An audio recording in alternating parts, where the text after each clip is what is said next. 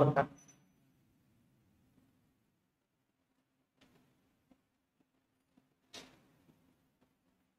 Alhamdulillahirabbil alamin. Wassalatu wassalamu ala Rasulillah wa ala alihi wa ashabihi wa man tabi'ahum bi ihsan ila yaumiddin. Amma ba'd.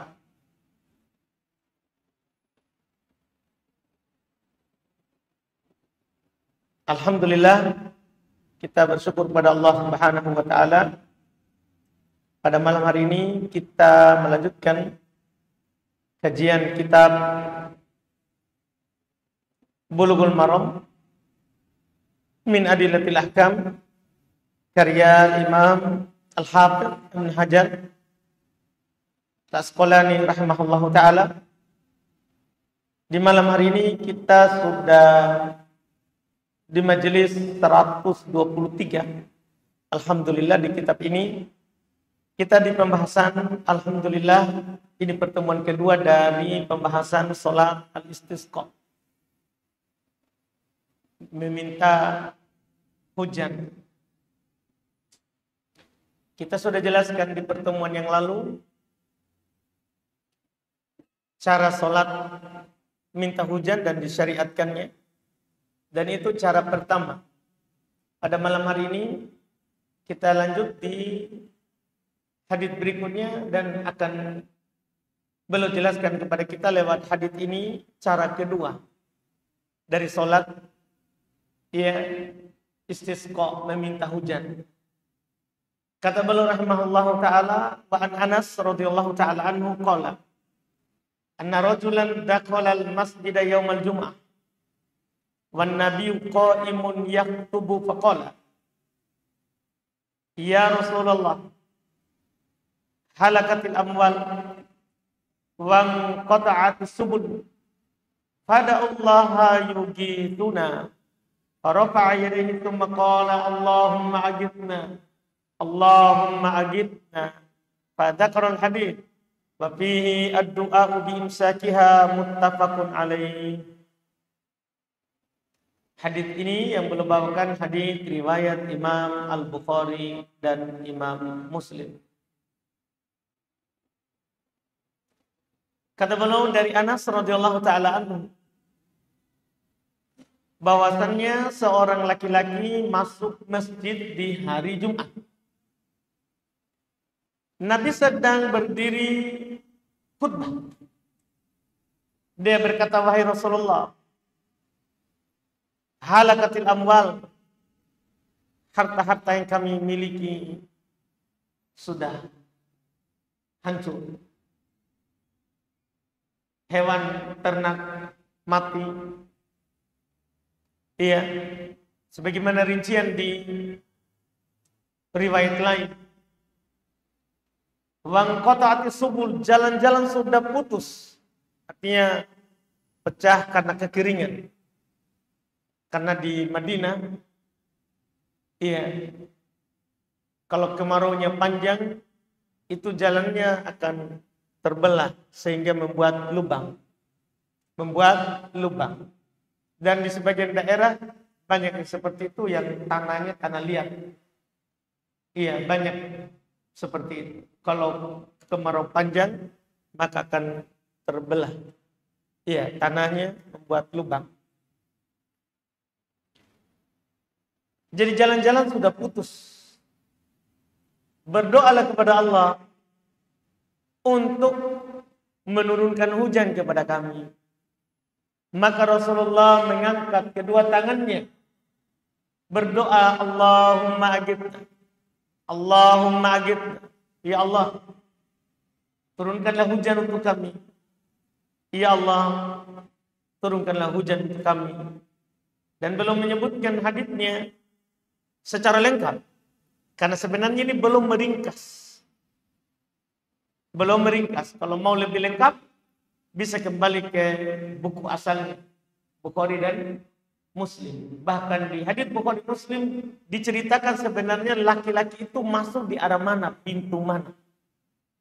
Disebutkan dalam hadits bahwa dia masuk di arah bekas rumahnya Umar bin Khattab yang belum jual karena membayar utang. disebut dengan Baitul Qadha. Rumah untuk membayar utang.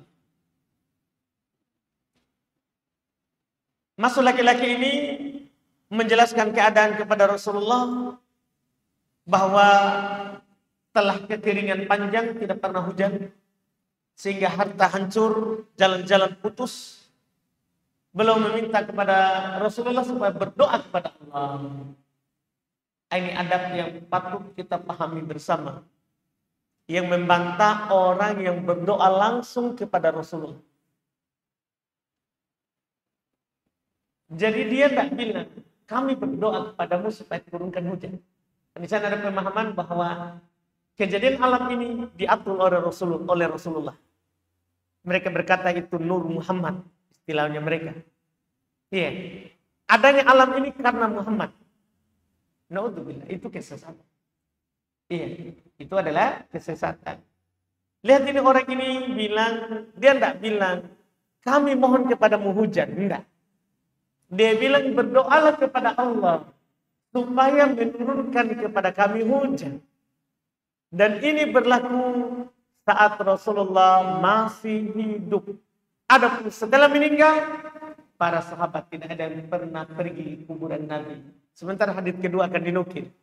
Setelah meninggal Rasulullah, mereka pergi ke Al-Abbas, paman Rasulullah. Sebentar. Itu menunjukkan bahwa tidak boleh berdoa kepada yang sudah meninggal. Tidak boleh meminta kepada orang yang telah meninggal. Ini nanti di bab akidah. Ini nanti di pembahasan keyakinan. Iya, tidak boleh kita berdoa kepada orang yang telah meninggal. Bahkan itu Rasulullah Sallallahu Alaihi Wasallam. Kalau hidup boleh meminta kepada orang yang nampak kesolehannya, jelas kesolehannya, supaya berdoa kepada Allah. Sebenarnya nanti akan disebutkan di hadis berikutnya insya Allah. Maka Rasulullah berdoa kepada Allah. Allahumma agithna. Ya Allah turunkanlah hujan kepada kami. Ya Allah turunkanlah hujan kepada kami. Di hadis lengkapnya, tiba-tiba muncul awan. Tadinya itu Jumat. Para sahabat datang Jumat panas. Muncul awan seperti mahkota. Kemudian menghitam dan hujan. Dan Anas bercerita, kami tidak pernah melihat matahari sampai Jumat berikutnya. Jadi hujannya 1 pekan, tidak pernah berhenti. Di pekan depan lagi, kata penulis menyebutkan hadis secara lengkapnya, dan di dalamnya juga terdapat doa supaya diberhentikan. Maksudnya Jumat depan, datang lagi orang tadi. Bilang lagi, ya Rasulullah, harta telah hancur. Jalan-jalan sudah putus, tapi karena banjir. Bukan karena kekeringan.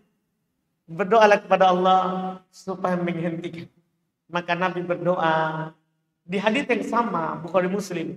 Allahumma hawalaina la alaina. Ya Allah, pindahkanlah dari kami. Jangan siram kami. Maka berhentilah hujan Jumat itu. Nah, yang belum mau sampaikan adalah meminta hujan. Itu udah harus kita keluar sholat. Kan sudah kita sebutkan pekan lalu. Sunnah kita keluar di lapangan, sholat, berdoa, minta hujan. Itu cara pertama. Cara kedua, kita tidak keluar ke lapangan. Boleh seorang khotib berdoa di hari Jumat. Iya. Seperti yang dilakukan oleh Nabi SAW. Beliau berdoa di Jumat supaya diturunkan hujan. Ini cara kedua. Ini adalah cara kedua.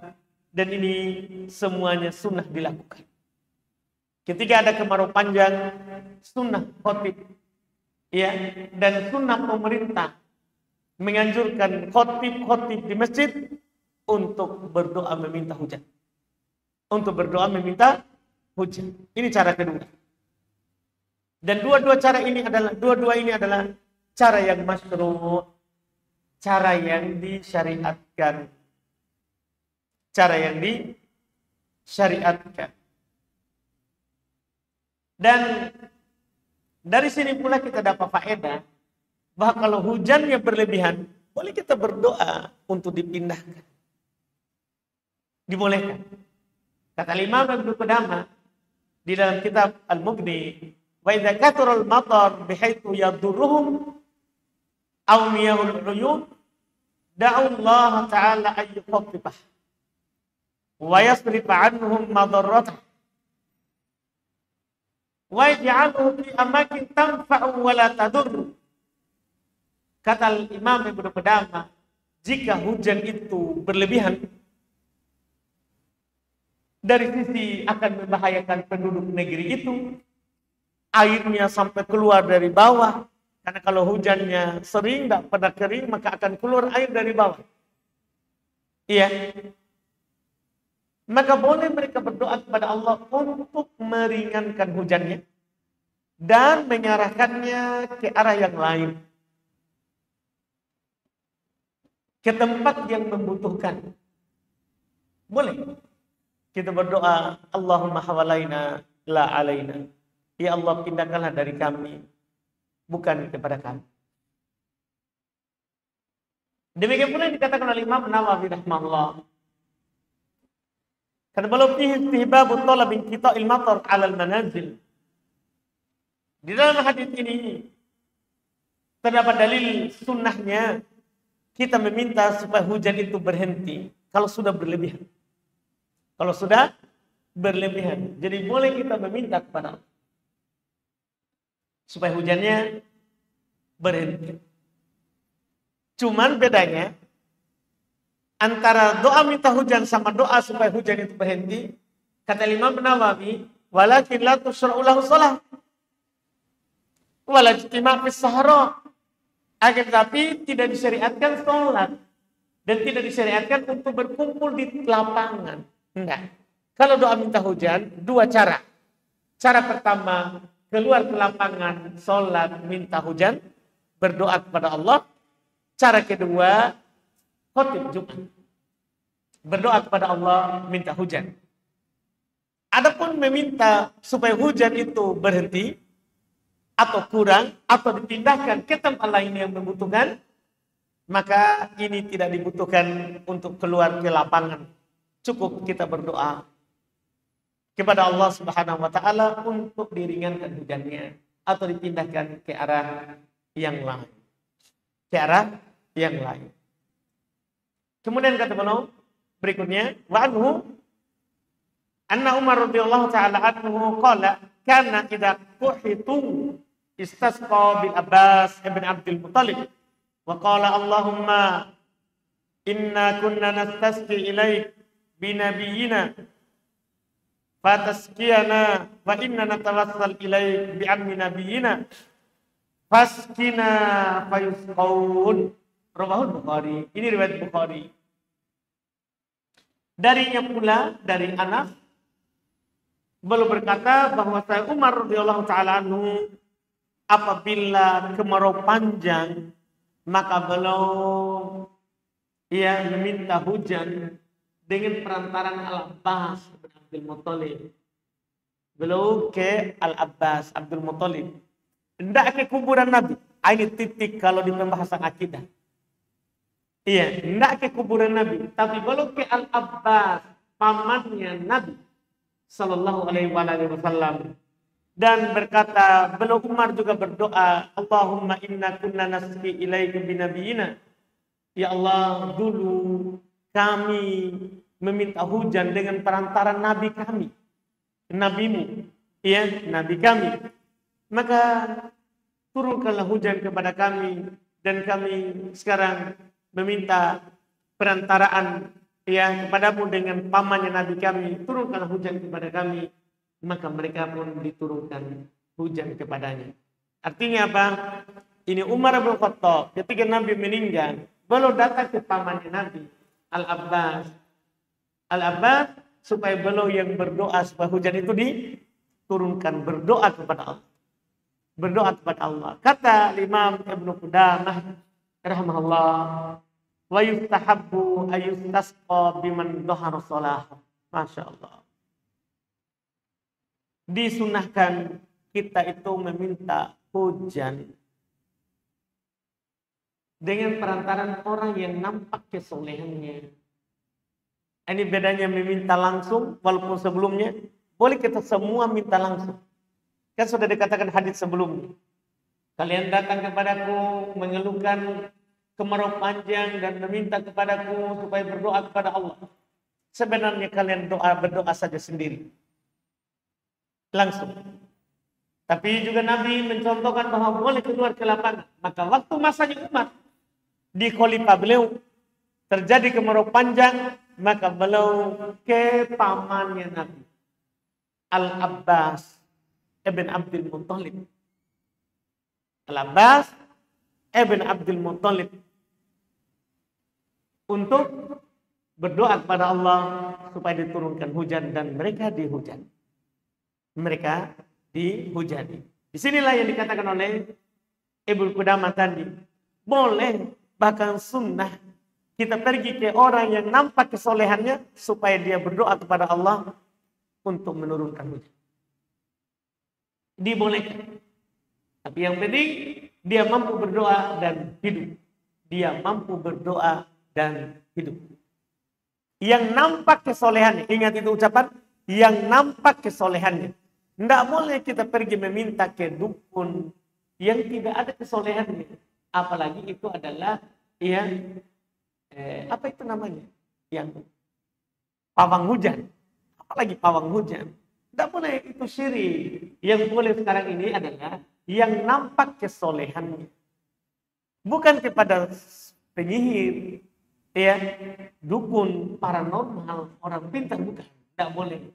Kalau itu sudah diingatkan oleh Nabi kita sallallahu alaihi wasallam, man hatta arrafan fasa'alahu an syai' fasaddaqa bima yaqul faqad kafara bima unzila ala Muhammadin. Siapa yang datang ke orang pintar atau dukun kemudian bertanya kepadanya sesuatu dan membenarkannya, maka sungguh dia telah kafir terhadap apa yang diturunkan kepada Muhammad. Itu tidak boleh itu. Sudah belum ingatkan itu. Iya, jangankan datang membenarkan itu jelas kafir. Datang bertanya saja tanpa membenarkan, itu sudah tidak diterima sholat 40 malam. Nabi yang mengatakan begitu. Man ata'arrafan lantuk ballahu salatun arba'ina lailan. Siapa yang mendatangi tukang peramal, orang pintar, tidak diterima sholatnya 40 hari. 40 hari. Jadi belum telah ingatkan itu. Jadi yang boleh kita lakukan adalah datang kepada orang yang nampak kesolehannya dan bukan berdoa kepadanya. Itu lagi bedanya. Bukan meminta kepadanya. Tapi kita mengatakan kepadanya, berdoalah kepada Allah supaya turunkan kepada kami hujan. Jadi bukan kita bilang, tolong turunkan hujan kepada orang itu, bukan.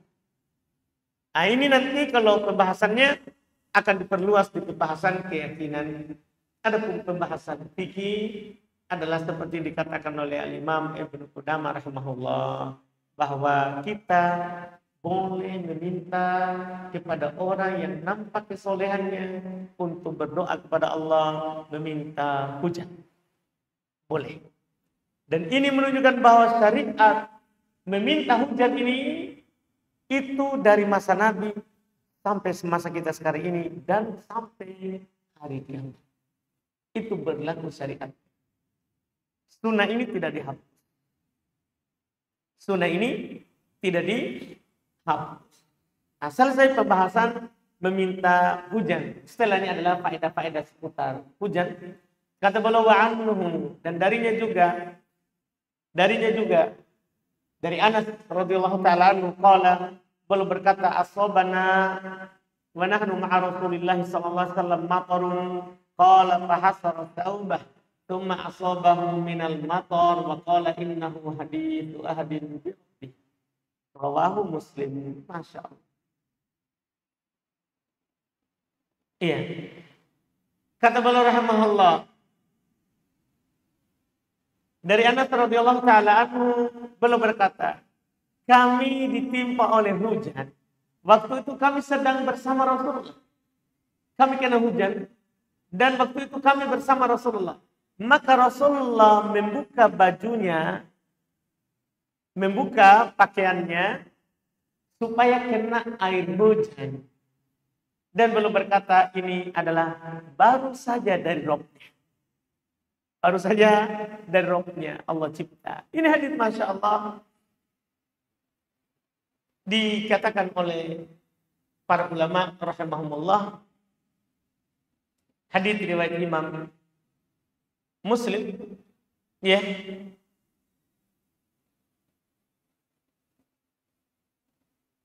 Imam Nawawi berkata, belum komentar tentang hadis ini, innahu yustahabbu inda awwalil matar ay yakshifa ghairu auratihi liyanalahu al-matar.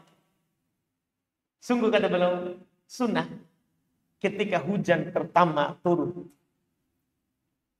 itu kita buka pakaian selain aurat. Maksudnya kita buka pakaian selain pakaian yang aurat dari pusat sampai lutut dan mandi di bawah hujan itu. Iya. Kenapa? Al-Imam An-Nawawi menyatakan, saya tabarrak biha, untuk mengambil berkahnya karena dia baru diciptakan oleh Allah Subhanahu wa taala. Ini sunnahnya mandi hujan. Hujan pertama. Di hujan pertama. Rasulullah SAW melakukannya. Rasulullah melakukan. Kemudian berikutnya kata beliau, an Aisyah radhiyallahu taala anha qala anna Nabi sallallahu alaihi wasallam kana idza ra'a al-matar qala Allahumma shayyiban nafi'a, doa ketika melihat hujan turun.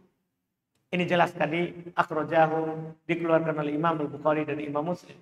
Dari Aisyah radhiyallahu taala anha beliau berkata, Nabi sallallahu alaihi wasallam kalau melihat hujan turun, beliau berdoa, Allahumma shayyiban nafi'a, ya Allah, turunkanlah kepada kami hujan yang bermanfaat. Iya, semoga jadi hujan yang bermanfaat. Sunnah doa ini diucapkan ketika kita melihat hujan.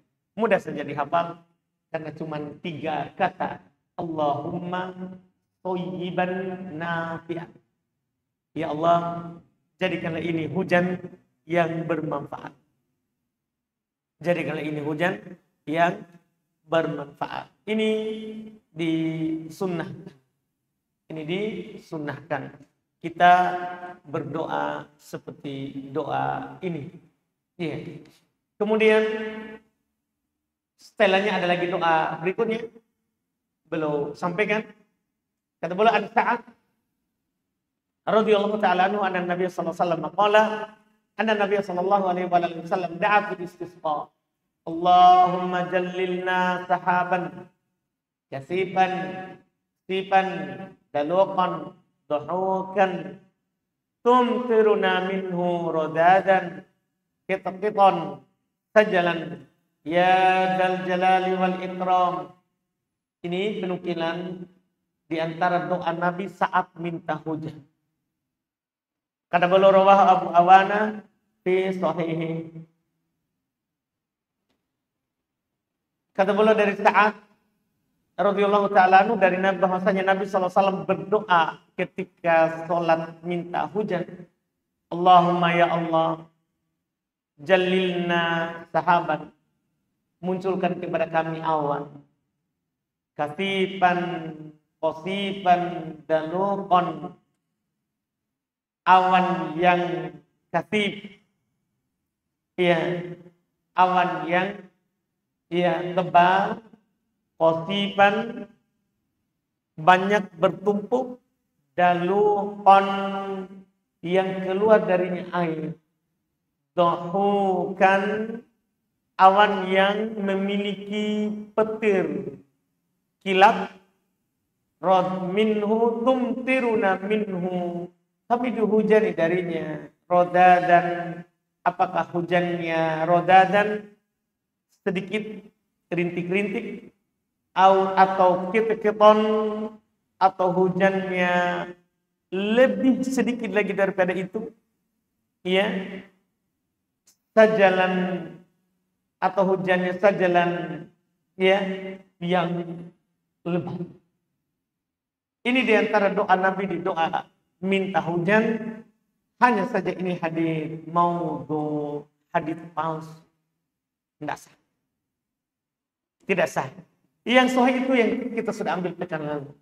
Bahwa Nabi Shallallahu Alaihi Wasallam berdoa meminta hujan, dan sudah kita sampaikan bahwa beliau memuji Allah, alhamdulillahirabbil alamin, ar-rahmanir rahim, maliki yaumiddin, la ilaha illallah, yaf'alu ma yurid, Allahumma antallah, la ilaha illa anta, antal ghani wa nahnul fuqara, anzil alainal ghaith. Turunkan kepada kami hujan, waj'al ma anzalta alaina quwwatan wa balaghan ilahin. Jadikan apa yang kau turunkan kepada kami sebagai kekuatan dan bekal sampai hari berikutnya. Ini yang sahih. Adapun ini palsu. Ini palsu, tidak sahih. Tidak sahih kepada Nabi Sallallahu Alaihi Wasallam. Dikeluarkan oleh Abu Awana dalam sahihnya. Cuman di dalam sanadnya ada rawi bernama Abdullah ibn Muhammad ibn Abdullah al-Ansari al-Madani Abu Muhammad. Terus syekhnya adalah Amarah ibn Zaid al-Ansari, dan telah hilang dalam cetakan. Dan ia berkata Al-Imam Ad-Daruqutni yad'ul hadis, dia suka buat hadis palsu. Demikian pula berkata Imam Adz-Dzahabi, rawah anhu Abu Awanah fi sahihi fil istisqa khabaron maudhu. Ini rawi Abdullah ibn Muhammad ibn Abdullah al-Ansari al-Madani Abu Muhammad, diriwayatkan oleh Abu Awanah, guru dari Abu Awanah, diriwayatkan oleh Abu Awanah di dalam masalah salat doa minta hujan, tapi beritanya palsu. Demikian pula berkata padanya Al-Azdi yad'ul hadis, memalsukan hadis. Hadis palsu. Tidak sahih doa ini. Tidak sahih doa ini dari Nabi Sallallahu Alaihi Wasallam. Tidak perlu kita amalkan. Tidak perlu kita amalkan. Kita boleh pilih doa yang panjang tadi, yang pertama. Kalau mau pilih yang lebih pendek, yang Bukhari Muslim tadi, lebih selamat juga. Allahumma agitna, Allahumma agitna, Allahumma agitna. Ya Allah, turunkan hujan kepada kami. Ya Allah, turunkan hujan kepada kami. Itu yang diucapkan. Itu yang diucapkan. Oh, itu lebih aman lagi. Kan itu Bukhari Muslim. Itu adalah hadis ada dalam Imam Al-Bukhari dan Imam Muslim yang disepakati akan kesohihannya. Kalau meminta hujan. Kalau meminta hujan diarahkan ke tempat lain, tadi juga Bukhari Muslim. Allahumma hawalaina la alaina. Kalau berdoa melihat hujan, beda lagi. Kalau kita melihat hujan, kita berdoa apa? Apa tadi doanya? Allahumma soyiban nafi'an. Jadi ada doa minta hujan, ada doa melihat hujan turun. Melihat hujan turun. Allahumma soyiban nafi'an. Allahumma soyiban nafi'an. Ini adalah tentunya yang perlu kita amalkan dan menenangkan hati karena sahih. Karena sahih. Kemudian berikutnya lagi, ya masih tentang hadis ini kita selesaikan sisa sedikit, dan karena hadisnya dhaif juga nanti tidak perlu kita syarah. Kata beliau Nabi Hurairah radhiyallahu taala anhu, qala anna Rasulullah sallallahu alaihi wasallam kharaja Sulaiman alaihissalam istasqi fara'a namlatan mustalqiyatan ala dhahriha rafi'atan qawa'imaha ila as-sama' taqulu Allahumma inna khalqun min khalqik laisa bina ginan an suqiyat faqala irji'u faqad suqitum bida'wati ghairikum rawahu Ahmad wa sahahul Hakim. Masya Allah. Kata beliau dari Abu Hurairah radhiyallahu taala anhu, beliau berkata, Rasulullah sallallahu alaihi wasallam bersabda, Sulaiman alaihissalam, anaknya Daud alaihissalam, raja yang terkenal, paling terkenal kisahnya bersama Raja Balkis yang dipindahkan istananya ke negerinya. Dia keluar minta hujan, maka dia pun melihat semut lagi terbalik. Dia tidur pakai punggungnya dan kaki tangannya ke atas langit. Berkata, ya Allah, kami juga ini adalah ciptaan-Mu. Kami sangat butuh kepada hujan. Maka ketika karena Sulaiman mengerti bahasa binatang, Sulaiman katakan kepada kaumnya, kembali, tidak usah melakukan sholat istisqa, sungguh telah diminta hujan dengan sungguh kalian dihujani dengan permintaan selain kalian. Makanya kalau turun hujan jangan dicela, karena ada yang membutuhkan. Karena ada yang membutuhkan. Cuman ini riwayat Imam Ahmad dan disahihkan oleh Al-Hakim. Hadis ini sebenarnya beliau ingin menyampaikan kepada kita bahwa syariat meminta hujan ini syariat dari dulu. Bukan hanya di kita umat Islam, tapi dari umat terdahulu. Hanya saja berita ini adalah berita yang dhaif. Hadis ini pertama tidak dikeluarkan oleh Imam Ahmad. Tidak ada dalam riwayat Imam Ahmad. Tapi yang meriwayatkannya adalah sebenarnya adalah Imam Al-Hakim yang beliau katakan tadi. Al-Imam Al-Hakim, demikian pula Imam Ad-Daruqutni dari jalan Muhammad ibn Aun maula Ummu Yahya bintul Hakam, dari bapaknya dia berkata haddatsana Ibnu Syihab akhbarani Abu Salamah an Abi Hurairah bihi. Tapi Muhammad ibn Aun dan bapaknya dua-duanya majhul, tidak ditahu, tidak dikenal, sehingga berita ini tidak kuat. Apalagi ini Israiliyat. Tahu kita Israiliyat? Dongeng terdahulu. Kita terkait dengan cerita orang terdahulu, kita lihat sanadnya kalau ada. Kalau sahih kita terima, kalau dhaif kita tolak. Kalau kita tidak tahu dhaif dan sahihnya, tawakkul, kita diam. Kita tidak bilang dusta, kita juga tidak bilang benar. Iya, kita juga tidak bilang benar. Dan masalah sholat istisqa ini, kita tentunya tidak membutuhkan untuk menunjukkan itu disyariatkan. Tidak butuh kepada cerita Israiliyat. Tidak butuh kepada cerita masa lalu. Karena memang Nabi kita menganjurkan. Sehingga kita tidak perlu lagi cerita dulu. Tidak perlu. Karena syariat kita sudah mencukupi. Bahwa sholat istisqa minta hujan, atau doa istisqa berdoa meminta hujan, itu disyariatkan. Walaupun kisah ini dhaif, tidak mempengaruhi hukum sholat istisqa yang kita jelaskan. Tidak mempengaruhi hukum sholat istisqa dengan yang kita sebutkan sebelumnya.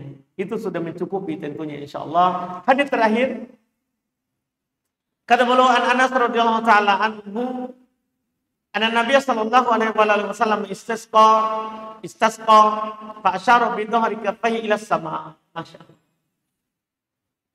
Akhrajahu Muslim, dikeluarkan oleh Imam Muslim. Dari Anas bin Malik radhiyallahu taala anhu, beliau berkata bahwasanya Nabi sallallahu alaihi wasallam berdoa meminta hujan, maka belum mengangkat kedua tangannya ke langit, bahkan punggung tangannya ke atas. Nah, satu poin di sini bahwa dalam sholat istisqa dan berdoa minta hujan itu sunnah angkat tangan. Telah lewat pembahasan kita di pertemuan lalu, sampai Nabi angkat tangan kelihatan putih ketiak. Dan karena tingginya belum mengangkat tangan, sampai punggung tangannya itu ke atas, yang punggungnya yang ke langit. Nah, kata para ulama ini bukan berarti bahwa berdoa itu kita begini. Enggak, berdoa tetap begini. Tetap begini. Telapak tangan yang ke atas. Cuman kenapa di sini sampai punggung tangannya ke atas? kan kita sudah lihat yang sebelumnya bahwa Nabi sangat mengangkat tangannya. Itu menunjukkan ya keinginan beliau untuk dikabulkan doa itu sampai yang melihat punggung tangannya itu ke atas. Punggung tangannya itu ke atas. Iya. Disebutkan oleh para ulama seperti Syekhul Islam Ibnu Taimiyah rahimahullahu taala, ya, lam yakun ahadun mimman yara rabbuhuma fil qunut innahu yarfa'u dhahrahuma bal butunuhuma. Tidak ada seorang pun yang berpendapat bahwa bagi yang memandang boleh mengangkat tangan di kunut, bahwa yang diangkat adalah punggungnya yang ke atas. Punggungnya ke atas begini. Tidak ada seorang pun berkata itu. Bahkan berdoa dengan batin ini. Kalau meminta ini. Cuman orang melihat di sana itu seakan-akan apa? Ini yang di atas. Ini dikatakan oleh Syekhul Islam Ibnu Taimiyah rahimahullahu taala, dan ini difatwakan oleh Lajnah Daimah kalau kita berdoa telapak tangan ke atas bukan punggungnya. Telapak tangan yang di atas bukan punggungnya. Cuman kalau adapun hadis tadi Nabi sangat mengangkat tangannya sehingga kelihatan apa? Punggungnya yang ke atas. Punggungnya yang ke atas. Nah, ini yang beliau sampaikan di pembahasan sholat istisqa. Ini selesai. Alhamdulillah di pembahasan sholat istisqa. Di pertemuan akan datang kita kembali dulu sedikit di pembahasan sholat al-kusuf. Sholat gerhana. Sholat gerhana. Baru setelah itu kita akan masuk di Kitabul Libas. Beliau membahas tentang pakaian di Kitabul Sholat. Dan nanti setelah sholat gerhana masuk di pembahasan terkait dengan pakaian. Iya, terkait dengan pakaian. Iya, setelah itu baru kita kembali lagi ke pembahasan sholat atau kitabul jenais. Kitab terakhir dalam sholat. Cuman bukan hanya pembahasan sholatnya, tapi semua tentang jenazah. Semua tentang jenazah. Jadi sisa 2 bab lagi kita akan masuk di kitabul al-jenais. Tentang jenazah. Dan insya Allah semoga dimudahkan kita akan mengambilnya itu di beberapa kali pertemuan yang akan datang. Kita cukupkan dulu pembahasan kitab ini. Kalau ada pertanyaan, tafadhol sebelum kita tutup.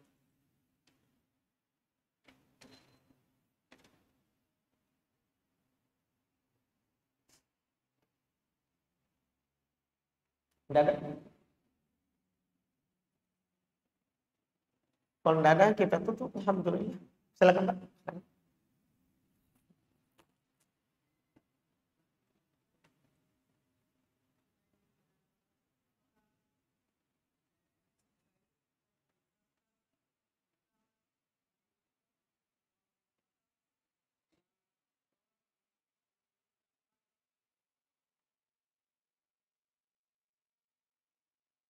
Kisahnya itu sahih. Iya, sahih kisahnya. Dan dia tidak tahu kalau Nabi telah meninggal sampai tidak ada lagi yang datang memberikan kepadanya. Baru dia tahu bahwa yang memberikan kebaikan itu adalah Nabi Muhammad. Dan memang Nabi kita sallallahu alaihi wasallam bersamaan dengan beliau kerasnya terhadap orang Yahudi, beliau juga baik terhadap yang tidak perang. Karena memang aturan Islam bahwa tidak apa-apa kita bermuamalah dengan Yahudi, ahli kitab atau Nasara, ya, selama dia tidak mengusik kita. Selama dia tidak mengusik kita.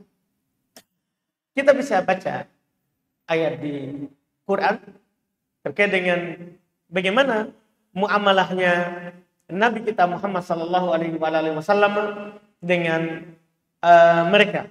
Dengan mereka di banyak tempat Nabi sallallahu alaihi wasallam perlihatkan kepada kita sesuai dengan apa yang dianjurkan oleh Allah Subhanahu wa taala.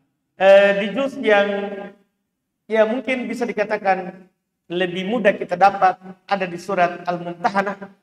Allah Subhanahu wa taala katakan, La yanhakumullahu 'anil ladzina lam yuqatilukum fid dini wa lam yukhrijukum min diyarikum an tabarruhum wa tuqsitu ilaihim. Ini yang dilakukan oleh Nabi, Pak, di kasus tadi. Katanya Allah tidak melarang kamu untuk berbuat baik dan berlaku adil kepada orang-orang yang tidak memerangimu karena agama dan tidak mengusir kamu dari negerimu. Iya, sesungguhnya Allah Subhanahu wa taala menyukai orang yang berlaku adil. Ini ayat jelas sekali bahwa kalau ada orang, misalnya tetangga kita, ya, orang tidak seagama dengan kita, tidak apa-apa kita berbuat baik. Bahkan Nabi pernah seorang Yahudi sakit, anak-anak, belum pergi jenguk, menawarkan Islam. Menawarkan Islam kepadanya. Tentunya ini sesuai dengan amalan di ayat tadi. Allah tidak melarang kita untuk berbuat baik kepada mereka. Tapi ada ketentuannya. Selama dia tidak memerangi kalian dalam agama. Karena agama. Dan selama mereka tidak mengusir kalian dari negeri kalian. Iya. Makanya setelahnya itu bisa kita lihat di ayat ke-9. Innama yanhaakumullahu 'anil ladzina qataluukum fid-din wa akhrajuukum min diyarikum.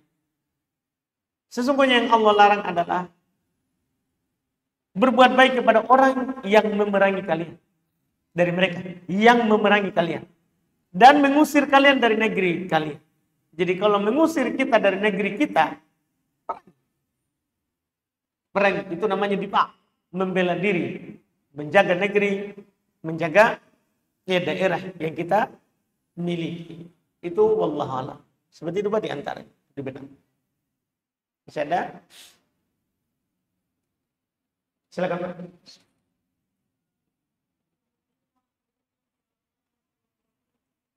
Hukum surat Al-Fatihah tidak ada dicontohkan oleh Nabi. Tidak ada contoh dari Nabi SAW bahwasanya belum mengirim Al-Fatihah terhadap orang yang sudah meninggal.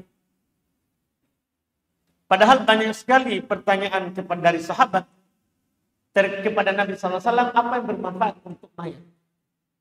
Untuk orang yang telah meninggal. Ada yang datang kepada Nabi bilang, ya Rasulullah, ibuku meninggal tiba-tiba. Dia bilang begitu. Mungkin kalau dia ngomong, lau takallamat la tasaddaqat. Kalau dia berbicara, akan bersedekah. Apa tasaddaqu anha? Boleh gak saya bersedekah atas namanya? Kata Nabi, tasaddaqu anha. Bersedekah atas namanya. Artinya boleh bersedekah sampai untuk mayat. Sampai ke orang meninggal kalau kita bersedekah atas namanya. Bersedekah. Iya. Sampai. Di sebagian riwayat lagi, Nabi ditanya lagi oleh sahabat, apa sedekah yang paling bermanfaat untuk orang yang telah meninggal? Maka ini kan bertanya, apa amalan yang sampai?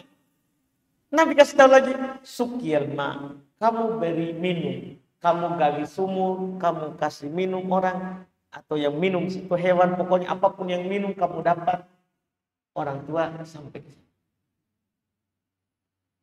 Ini kan tidak ada dibilang kalau begitu kamu Al-Fatihah saja. Kirim. Tidak ada. Iya. Tidak ada dalil sedikit pun bahwa dianjurkan untuk mengirimkan Al-Fatihah untuk orang yang telah meninggal. Bagus adalah kita bersedekah atas namanya, itu dalil. Itu adalah ada dalil. Masih ada? Silakan Pak.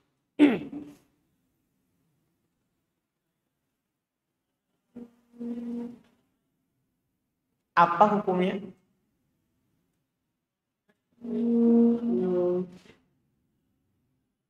Masih hidup? Boleh. Iya, boleh kita mendoakan hidayah. Bahkan boleh kita mengajak dia masuk Islam. Kan Nabi SAW ketika pamannya itu sakit, boleh ajak ke Islam. Di tadi yang saya bilang itu orang Yahudi, anak-anak. Boleh bilang, masuk Islam, syahadat kamu. Cuman anak itu lihat bapaknya. Dia lihat bapaknya, dia tidak langsung berani bersyahadat. Cuman bapaknya juga namanya ini adalah anak takdirnya masuk Islam. Itu bapaknya bilang ke anaknya, Ati Abul Qasim. Taati Abul Qasim. Karena orang Yahudi tidak mau bilang Rasulullah. Tidak mau. Dia bilang, taati Abul Qasim. Abul Qasim maksudnya Nabi Muhammad. Nama panggilan beliau Abul Qasim. Nama panggilannya Abul Qasim. Taati Abul Qasim. Maka itu anak bersyahadat. Itu anak bersyahadat. Iya. Dan Nabi keluar di situ dengan berbahagia. Sambil beliau mengucapkan alhamdulillahilladzi anqadhahu minan nar. Wajah beliau senang, berseri-seri dan mengucapkan segala puji bagi Allah yang telah menyelamatkannya dari api neraka. Dari api neraka. Jadi boleh diajak ke Islam dan boleh kita doakan hidayah selama dia hidup.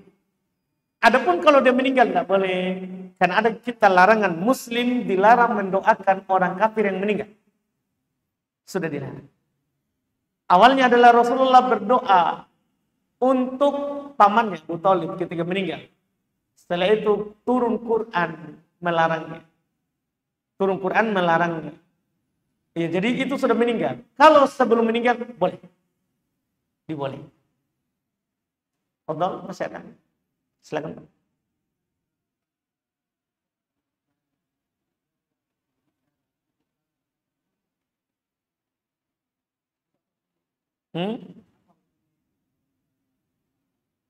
Dia mengatakan Muhammad.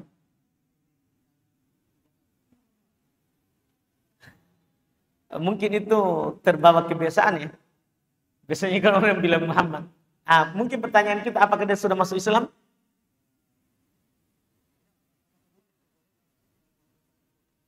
Kalau itu hanya sekedar kebiasaan mulut, boleh. Tapi kalau itu untuk mengejek, mengejek Nabi, itu menambah kekafiran. Maksudnya dia sebut Muhammad untuk mengejek saja, mengejek Nabi Muhammad SAW, itu menambah kekafiran. Menambah kekafirannya, seperti itu.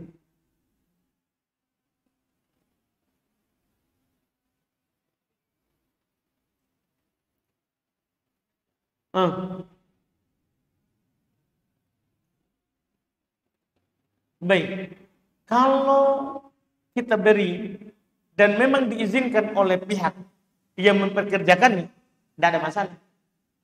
Tapi kalau sudah ada pengumuman, ada pelarangan untuk memberikan tips terhadap pekerjanya, tidak boleh kita.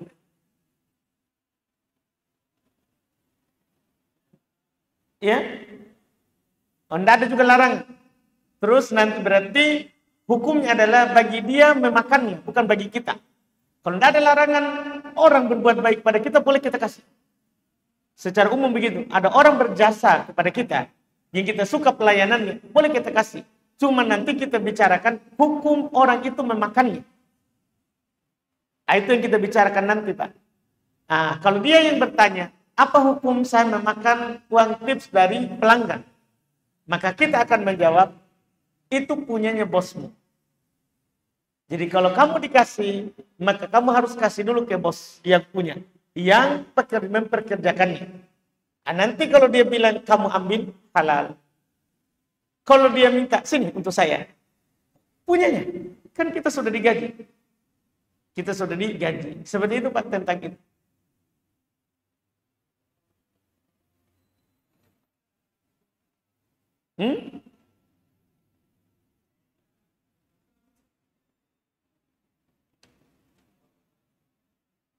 Gimana Pak? Gimana?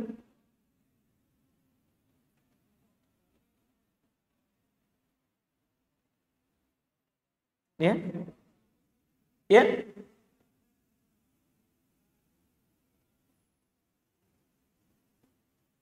Saya tidak terlalu dengar ini yang ini.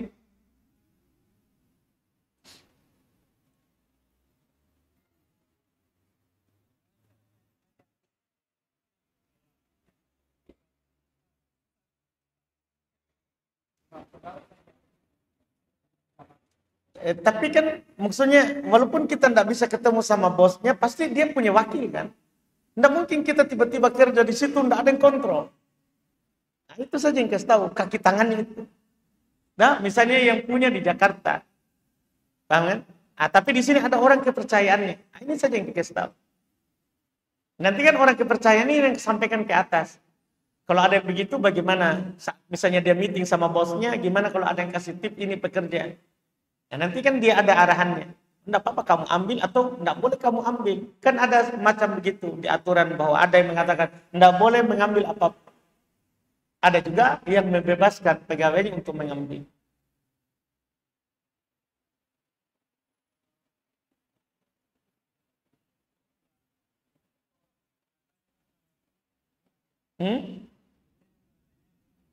Belum, jangan disangka Pak. Jangan dulu, jangan. Iya. Enggak, dipastikan dulu. Dipastikan saja dulu. Jadi kita itu enggak boleh langsung menuduh kecuali memang ada buktinya. Jadi misalnya misal kita sudah dapat bukti bahwa dia ini enggak pernah kasih tahu ke atas. Sudah asalnya kalau kita dikasih tip, jangan makin ambil, kasihnya orang miskin. Kalau kita ragu begitu. Jadi kita dikasih tips memang sama pelanggan misalnya, sudah kita ambil untuk menjaga hatinya dia, karena juga kalau kita tolak kadang dia sakit hatinya. Nah, apa sombongnya mau itu? Biar kalau 5.000 mungkin 10 juta baru mau. Kan begitu, nanti muncul lagi jengkelnya. Maka kita ambil terus kita kasih miskin. Aman, hati dia terjaga, kita juga tidak makan. Seperti itu.